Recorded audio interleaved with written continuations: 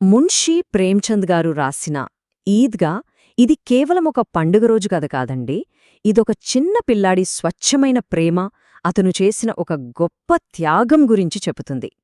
మనసును కదిలించే ఈ కథలోని లోతైన భావాలను మనమిప్పుడు ఒక్కొక్కటిగా చూద్దాం. ఈ కథ మొదలవ్వడమే రెండు విభిన్నమైన ప్రపంచాలతో మొదలవుతుంది.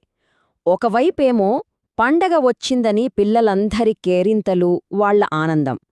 మరోవైపేమో తన మనవడికి కనీసం పండగ ఖర్చులకి కూడా డబ్బులివ్వలేని స్థితిలో ఒక నాయనమ్మ నిస్సహాయత. ఈ ఆనందం, ఆవేదన, ఈ రెండింటి మధ్యే మన కథానాయకుడి ప్రయాణం సాగుతుంది. సరే, ఇక మొదటి భాగానికి వస్తే వైరుధ్యాల పండుగ. కథ మనల్ని ఒక పల్లెటూరికి తీసుకెళ్తోంది. అక్కడ ఈద్ పండగ సందడి అయితే మొదలైంది, కానీ ఆ ఉత్సాహం వెనుక ఉన్న నిజాలు మాత్రం వేరే ఉన్నాయి. ఈ కథలో మనకు కనిపించే ముఖ్యమైన పాత్రలు ఇద్దరండి. మన కథానాయకుడు 4 ఏళ్ల పసివాడు హామిద్, అతన్ని ప్రాణం కంటే ఎక్కువగా చూసుకునే నాయనమ్మ అమీనా. వీళ్ళిద్దరి మధ్య ఉన్న బంధం చుట్టూనే కథ మొత్తం తిరుగుతుంది. మధ్య మధ్యలో హామిద్ స్నేహితులు వాళ్ల చిన్న చిన్న సంతోషాలతో కనిపిస్తారు. అసలు వాళ్ల పేదరికం ఏ స్థాయిలో ఉందంటే, పండగకి జాతరకెళ్తున్న మనవడి చేతిలో ఆ నాయనమ్మ పెట్టగలిగింది కేవలం 3 పైసలు. అంతే.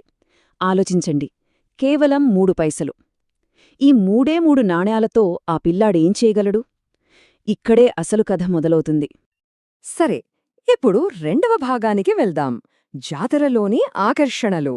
ఆ 3 పైసలతో హామిద్ అడుగుపెట్టింది పిల్లల కలల ప్రపంచంలోకి. రంగుల రాట్నాలు, నోరూరించే మిఠాయిలు, ఎన్నో రకాల బొమ్మలు. ఆ జాతరలో ఉన్న ప్రతీదీ అతన్ని పిలుస్తున్నట్టే ఉంది. హామిద్ స్నేహితులున్నారే, వాళ్ళస్సలు ఆగలేదు. చేతిలో ఉన్న డబ్బులతో వెంటనే రాట్నాలలో తిరిగేశారు. తీయతీయని మిఠాయిలు కొనుక్కున్నారు. రకరకాల మట్టి బొమ్మలు కొన్నారు.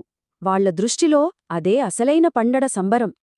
కాని మన హామిద్ వాళ్లలా కాదు. అందరూ ఆ సరదాల్లో మునిగి తేల్తుంటే అతను మాత్రం కాస్త దూరంగా నిలబడి ఆలోచిస్తున్నాడు.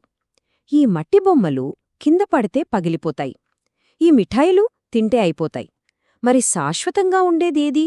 అసలు ఒక 4 ఏళ్ల పిల్లాడికి అంత ఆలోచన ఎలా వచ్చింది? ఇక మూడో భాగం, ఒక బాలుడి గొప్ప ఎంపిక. ఇక్కడి నుంచే కథ ఒక చాలా ముఖ్యమైన మలుపు తీసుకుంటుంది. హామిద్ తీసుకోబోయే నిర్ణయం కేవలం 3 పైసల గురించి కాదు, అది అతని ప్రేమ, త్యాగానికి ఒక నిదర్శనం. ఇప్పుడు హామిద్ ముందున్న ప్రశ్న ఒక్కటే: ఈ 3 పైసలతో ఏం కొనాలి? తన సంతోషం చూసుకోవాలా, లేక ఇంకేదైనా ముఖ్యమైనదుందా? ఈ సంఘర్షణే అతని ఆలోచనల్ని మొత్తం మార్చేసింది. అతని మదిలో ఒక్కవైపేమో ఆ క్షణం ఆనందాన్నిచ్చే రంగురంగుల బొమ్మలు, స్వీట్లు, కాని మరోవైపు అతనికి ఒక దృశ్యం గుర్తొచ్చింది. రోజూ తన నాయనమ్మ ఆ నిప్పుల మీద రొట్టెలు కాలుస్తూ చేతులు ఎలా కాల్చుకుంటుందో కళ్లముందు మెదిలింది. అప్పుడు తట్టింది తనకి, ఒక పటకారు కొంటే తన నాయనమ్మ చేతులు ఇంకెప్పుడూ కాలవు కదా, అది ఎప్పటికీ ఉంటుంది, ఉపయోగపడుతుంది. అంతే, నిర్ణయం జరిగిపోయింది. తన దగ్గరున్న ఆ 3 పైసలిచ్చేసి ఆ ఇనుప పటకారును కొన్నాడు. అంటే చూడండి, ఆ ఒక్క క్షణంలో తన బాల్యానికి సంబంధించిన కోరికలన్నింటినీ పక్కనపెట్టి నాయనమ్మ మీద ప్రేమను గెలిపించాడు. సరే, పటకారైతే కొన్నాడు. మరా తర్వాతేమైంది? 4వ భాగంలో చూద్దాం. పటకారు అనే బహుమతి. హామిద్ అంత గర్వంగా పట్టుకొచ్చిన ఆ పటకారును చూసి స్నేహితులు, ఆ తర్వాత నాయనమ్మ ఎలా స్పందించారు? ఆ బహుమతి వెనుక ఉన్న ప్రేమను వాళ్ళు అర్థం చేసుకోగలిగారా? ఊహించినట్టే స్నేహితులు అతన్ని చూసి ఎగతాళి చేశారు. ఏంట్రా ఇది, బొమ్మలు వదిలేసి ఈ ఇనుపముక్క పట్టుకొచ్చావ్ అని నవ్వారు. కాని హామిద్ చూడండి ఎంత ధైర్యంగా సమాధానం చెప్పాడో. మీ బొమ్మలు కింద పడితే పగిలిపోతాయి, కాని నా పటకారం చూశారా? దీన్ని నిప్పులో పడేసినా, నీళ్లలో ముంచినా ఏమీ కాదు అని ఎంత గర్వంగా చెప్పాడంటే. ఇక ఇంటికి వెళ్ళాక నాయనమ్మ అమీనా పరిస్థితి కూడా దాదాపు ఇంతే. ఆమెకు కూడా ముందు కోపమే వచ్చింది. అయ్యో, పిల్లాడు జాతరకెళ్ళాడు, ఆకలితో ఉంటాడు, ఏమైనా కొనుక్కుని తింటాడనుకుంటే ఈ పనికిరాని వస్తువు తెచ్చాడేంటి అని ఎంత బాధపడిందో. అప్పుడు హామిద్ చెప్పిన ఆ ఒక్క మాట ఆమె గుండెను తాకింది. నాయనమ్మా, నువ్వు రోజూ రొట్టెలు చేసేటప్పుడు నీ వేళ్లు కాలిపోతున్నాయి కదా, అందుకే ఇది తెచ్చాను. ఇంక నీ చేతులు కాలవు అని ఎంత అమాయకంగా చెప్పాడో. ఆ ఒక్క మాట చాలండి. ఆమె కోపమంతా నీళ్లలా కరిగిపోయింది. కళ్లలోంచి ధారగా నీళ్లు. అవి దుఃఖంతో వచ్చినవి కావు, ఆనందభాష్పాలు.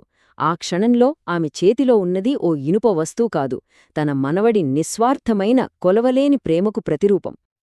సరే, ఇక చివరి భాగానికొచ్చేశాం. కొనుగోలుకు మించిన ప్రేమ. ఇంతకీ ఈ కథ మనకు ఏం నేర్పుతోంది? ఒక చిన్న పిల్లాడి చర్యలో ఇంత పెద్ద సందేశం ఎలా దాగుంది? ఈ కథ మనకు అకాల పరిపక్వత అనే ఒక విషయాన్ని చూపిస్తుంది. అంటే చిన్న వయస్సులోనే పెద్దవాళ్లలా ఆలోచించడమన్నమాట. బహుశా ఆ పేదరికం, ఆ కష్టాలే హామిదును తన వయస్సు కంటే ఎంతో పెద్దవాడుగా, బాధ్యత తెలిసినవాడుగా మార్చేశాయి. ఫైనల్గా ఈ కథ మనకు చెప్పేదే ఒక్కటే. నిజమైన ప్రేమంటే ఏదో ఖరీదైన బహుమతులివ్వడం కాదు. మన సంతోషం కంటే మన వాళ్ల అవసరాలను గుర్తించడమే నిజమైన ప్రేమ అని ఈ కథ మన కళ్లకు కట్టినట్టు చూపిస్తుంది. మన పెద్దల పట్ల మన బాధ్యతను, సానుభూతి ప్రాముఖ్యతను గుర్తుచేస్తుంది. చివరిగా ఈ కథ మనందరినీ ఆలోచింపజేసే ఒక ప్రశ్నతో ముగుస్తుంది. కొన్నిసార్లు ఎంతో గొప్ప ప్రేమ అతి చిన్న పనుల్లోనే దాగి ఉంటుందేమో కదా. ఈ ఆలోచనతో ఈ కథలోని గొప్పతనాన్ని మరోసారి గుర్తుచేసుకుందాం.